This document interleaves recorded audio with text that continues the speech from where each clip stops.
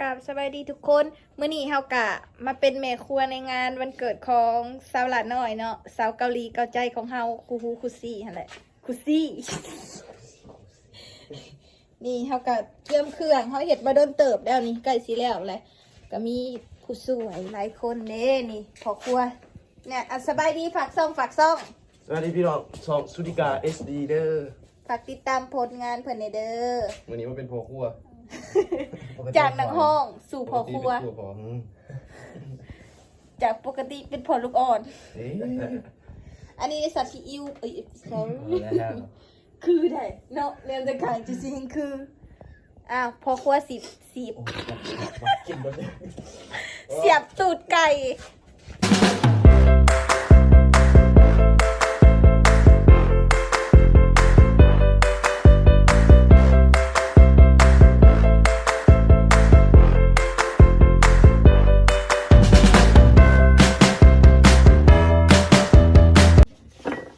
นี่เด้อทุกคนอันนี้ก็คนก็คนก็เฟลไลน์เต็มสาวเกาหลีเกาใจเขาเนาะถือเบาเกาเหลาบอมางานวันเกิดไปกินอยู่บนอื่นเลยแล้วก็เสียใจค่ะก็สิปลอบใจซื้อขนมไข่มาให้เป่า หักมุนวายของสาวเกาหลีใส่กับบาเกาหลีเหนือไปหยอก ไล่กับเกาเหลา บอกเกาเหลาเพราะซีฟู้ดมันต้องเปรี้ยว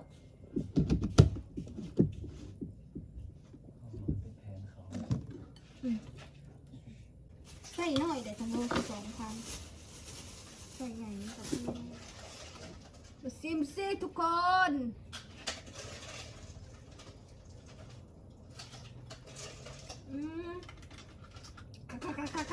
คักโอเคทุกคนตอนนี้เขากะกินกันเลยตอนนี้แบบไผมาก่อนก็กินก่อนไผมาทีหลังกะบ่ต้องกิน กินน้ำหลังคงกินเท่าไหร่อยู่นี่เจะของวันเกิดเฮ้ยสาวเกาหลีเกาใจ เมื่อนี่เกาอยู่บ่วะ บ่เก้าเลยบ่ใส่เสื้อดำ เก้า ให้ทุกคนมื้อนี้เฮากะเก่งสิดาเนาะวันเกิดสาวเกาหลี ตายเกิดเป็นไง บาปมาหลับปลอมสลาบ่อยากเสียกเอ้ย เสีย บ่อยากเสียนเอ้ยยังไงวะบ่อยากของ มีของ คือเดี๋ยวนี้เขากระถาให้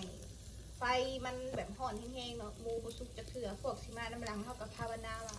อย่าเข้ามาด้วยยังดิขึ้นกระตก ข้าว ดิฉันยังไม่ได้กินจากตอนเลย คนในนี้ก็ไม่มีใครกิน ไฟมันค่อยมากเลยทุกคน มีหอยขา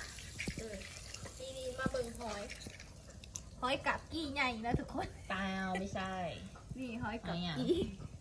หอยกับกี้หน่อยนี่ฮะตัว ห ห อ อย ย หอยหอยปลา เสีย หอย ปลาด้วยจ้ะ อ๋อย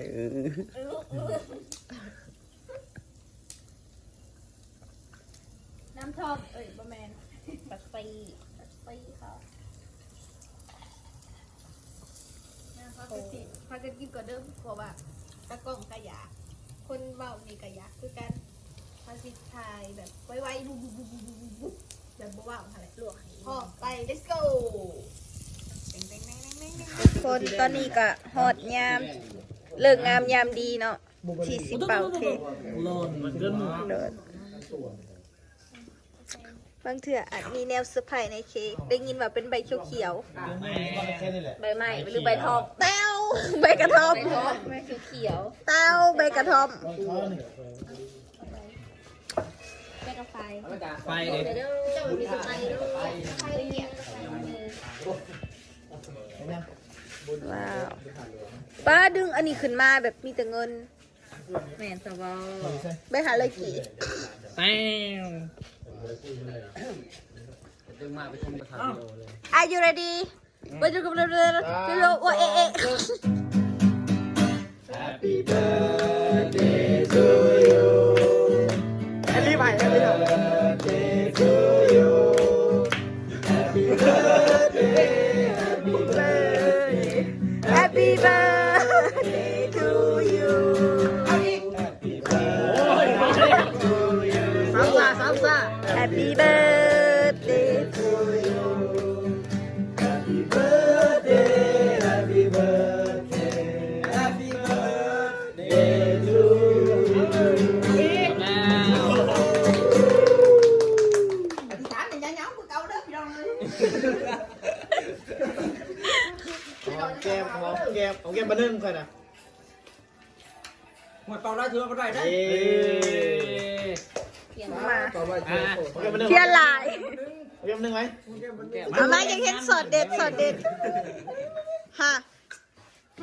ฮะวันเกิดลี่ลี่ยังหอมแก้มเฮา คนซึ่งมาสบายแล้วนี่นะ เออ เขินอีกเขินคนเขิน เขียนเหี่ยใส่ เอ้าแล้วน้อย ดึงขึ้นมันมีเงิน หมูมี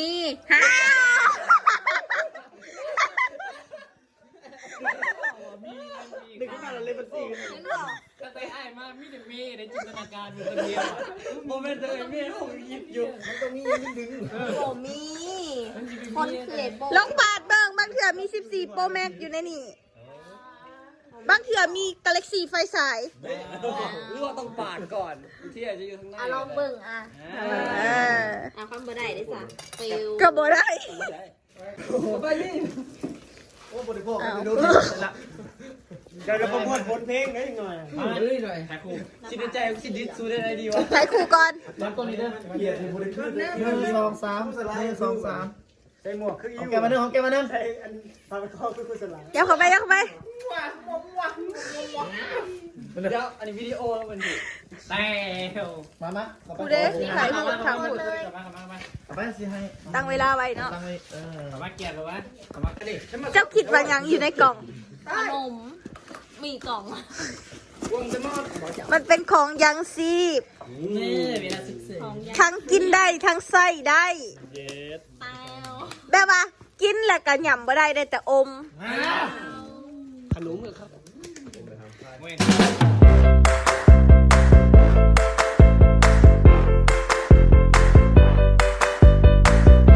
พี่ซิดได้การ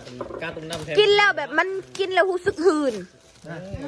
กินแล้วหืน เมยากาโอ้บอกขนมแทน ไทยอ่ะ ยังมีห่อ ยัง นี้ มีอยู่ แต้ว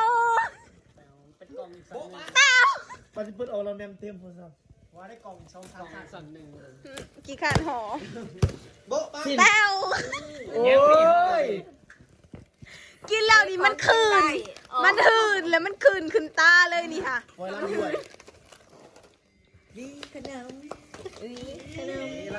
มี บ้าบ้า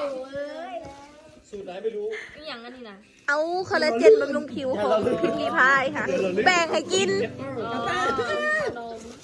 ขนมทั้งเบิร์ดทั้งหลุมเนาะ ยังตัวห่ออยู่นะตะโกน15ของใส่ได้ อันสกอตอีกแล้ว ไม่ใหม่ นี่อย่างนี่สั่งยังกับอันนี้ค่ะ นักเก็ตอีก สลิปชาแค่ สลิปทาเก็ตสลิปทาเก็ต นุ่มๆน้อยๆนี่นะลาขอด ลาขอน การเล่นเท้าปะเริ่มเบิร์ด แพมเพิร์ดโซฟีผัดมา11,000 สลิปเฮ้ แต่ จะขอบ เสือคอป ลูกยูเซ่ มาเลยน้อยๆพอเห็นละน้อยมักใส่แบบนี้ใส่แล้วงามใส่กับส่งยีน แมนเขามักใส่ มักใส่แบบนี้ ไปเลือกยืนเลือกอยู่บ้างดนๆคนจ่อยสิใส่แบบใดเด้วะ ขอบใจเมื่อนี้กับสาวเกาหลีก็ขอบใจ เอา ขอบใจสาวเมย์มีสุดาเด้อ โด วันไหน ย ทั้งขนมขอต้ม อาหารยังซีบ อาหารยังสิ มี ยังเกาะ ฮะคอลลาเจน คอลลาเจนบำรุงผิวนี่เนาะ กิน2 มื้อ เอาเลย เบิร์ด แต้ว กิน2 มื้อเบิร์ด ใจเมย์ได้หลาย นี่ใช่ละของคนอื่นนะมาแกะนะแม่ แต้ว นี่ใช่ละ ทุกคำเนี่ยแกะ นี่ใช่ของคนอื่นนะมาแกะแม่นี่ใช่ในรถคือว่าในรถไปว่าในรถเอามาแกะนะแม่หยุดนะว่าวของหยุดในรถ คนจะกินอยู่บอกสิ ของขวัญ เดี๋ยวซอยมาบัด แล้ว ซอย เอามาแกะนี่ ปานซี มึงนี่มั้ง แตววันนี้ไม่มีเขาเอาบัตรแล้วงาน มันจะมาลุ้นกันมันจะมีอะไร โอ้ย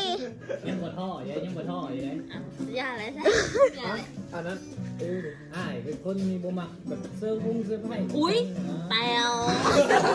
ใครก็วางเอง ว่าซอยถือกล้องนะเด้อไอ้ดำเด้อไอโฟนมี อยากกิน ไอแซ่ไอโฟนไอ้ดำไปเด้อตัวไอโฟนมาดอกพูมาไหมดอกไฟ ไอ้มอส มันปลอมมาทุกคน มึงอีกแล้วนะ มันคือใช่แบบ หยุดแล้ว มันคือบ่มีใน เขาไปบอกไอ้มอสมึงอีกแล้วนะ